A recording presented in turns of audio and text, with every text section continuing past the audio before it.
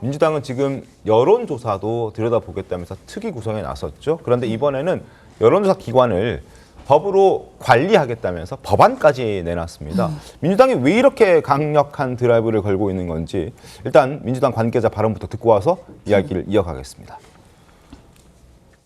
사실상 민주주의의 근간을 흔드는 일이거든요. 그래서 그런 혹시 그 제도 자체에 허점은 없는지, 이런 민심이 호도되는 일이 없도록 제도 개선의 여지가 없는지 이런 것들을 찾아나갈 방법을 좀 찾아나갈 예정이고요. 특정 업체를 꼭 집어서 말하는 수는 없고요. 이것은 뭐 전반적으로 들여다볼 예정입니다. 예, 지금 여론조사 업체에 대한 관리를 할 수 있는 법안을 발의하겠다. 이 내용 지금 민주당이 공식화했는데 설 변호사님 이거 어떻게 지금 관리를 한다는 겁니까? 그러니까 지금 한민수 의원이 이 부분과 관련해 공직선거법 일부 개정안을 제출을 했는데요. 여론조사 기관에 대해서 단체 등록 요건을 지금보다 조금 더 규칙에 지금 이것을 운용을 하고 있거든요. 네. 이러한 기준에 대해서 이것을 법률로 올리겠다는 거예요. 법률로 규정하겠다. 더 강제하겠다. 그렇죠. 규칙은 왜 그러냐면 재량이 있습니다. 행정기관에서 이 부분에 대해서 또 어떤 상황에 대해서는 바꿀 수가 있거든요. 근데 법률안이라는 것은 뭐 시청자분들 잘 아시다시피 국회에서 이것을 의결을 해야지만 바뀔 수가 있는 거잖아요. 그러니까 네. 그 개정의 어떤 가능성도 굉장히 적어지는 것이죠. 그러니까 그러면 저희가 봤을 때는 문제는 뭐냐면 나중에 운용을 함에 있어서 상황 변화가 항상 생기잖아요. 여론이라는 것은 언제든지 바뀔 수가 있는 것이고요. 근데 그런 부분에 있어서 상당히 조금 따라가는 속도가 신속성이 좀 떨어질 수도 있다라는 부분 등이 있고, 뭐 여론조사 기관에 또 정기 점검을 의무화한다. 뭐 이런 내용 등도 있거든요. 그렇다 한다면 그럼 여론조사 기관이 뭐 저는 당연히 어떤 여론의 흐름을 이렇게 나타내 주는 건 좋습니다만은 어떤 그 주관적 성향이 들어갔을 때는 문제가 있을 수 있다고 봅니다. 그러니까 문제 있는 여론조사에 대해서는 사후적 제재를 지금처럼 하고 있거든요. 지금도. 기관도 있죠. 그럼요. 여심위도 있고. 그러니까 우리가 항상 뭐 방송에서 얘기하지 않습니까? 뭐 지금 뭐 보신 여론조사는 중앙여론조사심의위원회의 홈페이지를 참조해 주십시오. 네. 그게 항상 얘기하지 않습니까? 그러면 거기에 대한 기준이 다 있거든요. 발언도 굉장히 신중하게 하죠, 저희가. 그럼요. 이게 뭐 모든 방송 프로가 이 부분 굉장히 예민하게 하고 있습니다. 그냥 그걸 정확하게 설명을 안 했을 경우에 제재가 들어오기 때문에. 그런데 지금 저는 민주당에서 내용적으로는 저는 비판받을 소지가 있습니다만은 필요는 하다고 봅니다. 다만 지금 민주당의 어째 여론조사가 하락하는 시기에 갑자기 이런 법률안을 냈냐 이 말이죠. 그러니까 그렇죠. 예, 적정한 좋은 법률안도 타이밍이 좋아야 됩니다. 근데 네. 제가 볼 때 이건 지금 낼 타이밍이 아니에요. 그러니까 지금 또 선거를 앞두고 있지 않습니까? 네. 그러니까 저는 이번 대선이 끝나거나 아니면 내년 지방선거가 끝난 다음에 어떤 좀 정리를 해야 되는 입장에서 저는 이러한 법안을 제출하는 것이 맞고, 네. 아니 지금 이게 오비락 벽이잖아요. 그렇기 때문에 이 부분과 관련해 가지고는 제출을 하면 모르겠습니다. 발의하면 당연히 통과는 되겠죠. 통과는 될 텐데 그러면 나중에 또 최상목 권한대행의 어떤 거부권 문제가 불거지지 않을까 싶습니다. 정광규 대변인님, 예. 이거 입법권 남용이라는 지적도 있더라고요. 그렇죠. 지금 설지현 변호사 얘기하신 것처럼 민주당은 지금 국회 내에서는 네. 본인들이 원하고 만들고자 싶은 법은 뭐든지 법률안으로 통과시킬 수가 있습니다. 왜냐?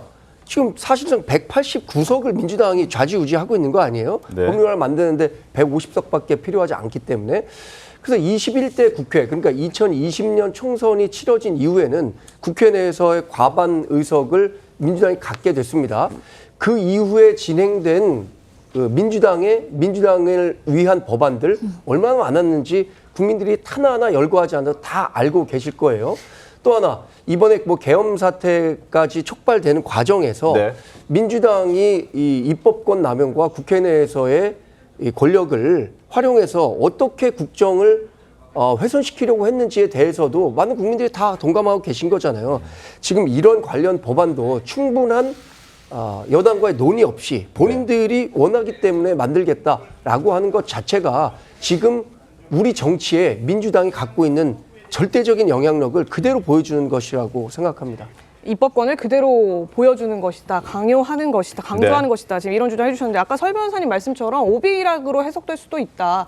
지금 마침 여론조사 지지도가, 민주당에 대한 지지도가 하락하고 있는 이 시점에 이런 법안들, 여론조사 기관을 관리하는 법안들을 내는 것이 이 여론조사 그 지지도가 떨어지고 있는 게 정말 지지가 떨어지는 것이 아니라 조사기관들이 조사를 설령 잘못하거나 오인하게끔 해서 이런 사태가 벌어진 것이다라고 해석되게끔 보일 수도 있거든요.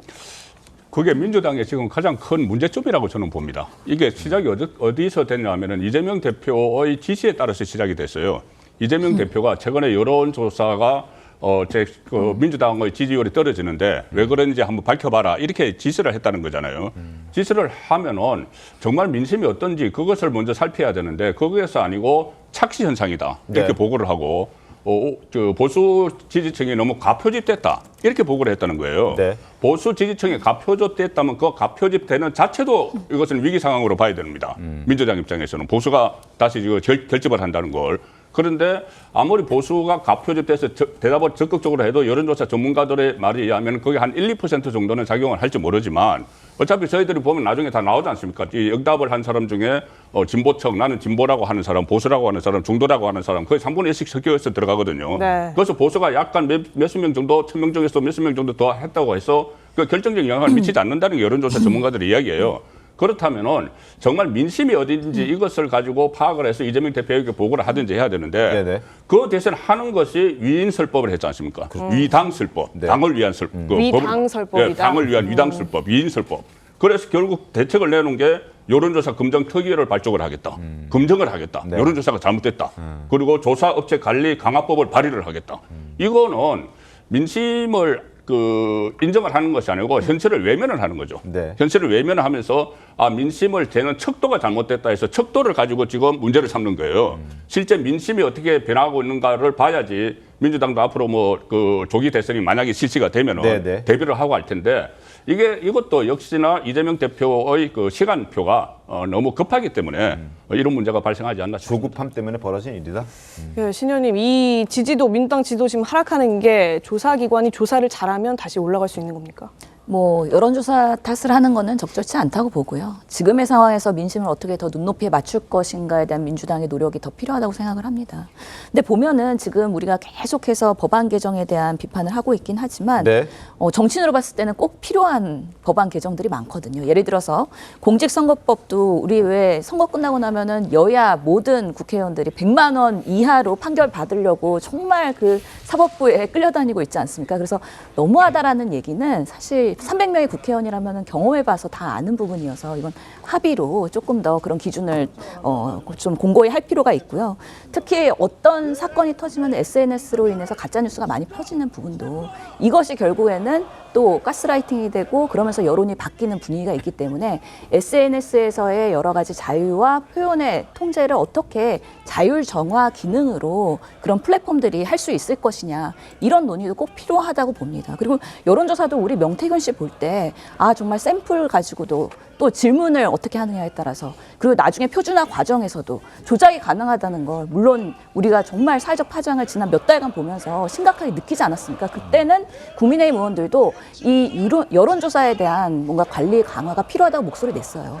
근데 이게 그 주장들이 항상 자기 당이 유리할 때는 강하게 나오고 또 이슈가 바뀌면 또 다시 줄어든다는 게 문제거든요. 저는 다음 대선이 생기고 정권이 이제 새로 들어오게 되면 이런 부분에 있어서 좀 차분하게 여야가 논의할 수 있는 구조가 꼭 필요하다고 생각을 하고 네. 그런 부분에 있어서 민주당도 그 문제의식을 분명히 갖고 있는 건데 이게 너무 국민들한테 전달됐다는 메시지가 이게 너무 민주당이 그런 권한을 남용하는 거 아니야? 이렇게 공격받을 수 있는 여지가 분명히 있다는 걸 생각을 하면서 민주파출소든 여론조사 업체의 권리 강화 등 이것을 표현의 묘미를 좀 가져갈 필요가 있다. 그리고 막 이렇게 공격 들어올 때는 좀 따박따박 제대로 정말 국민의 눈높이에서 방어했으면 좋겠다는 생각이 듭니다.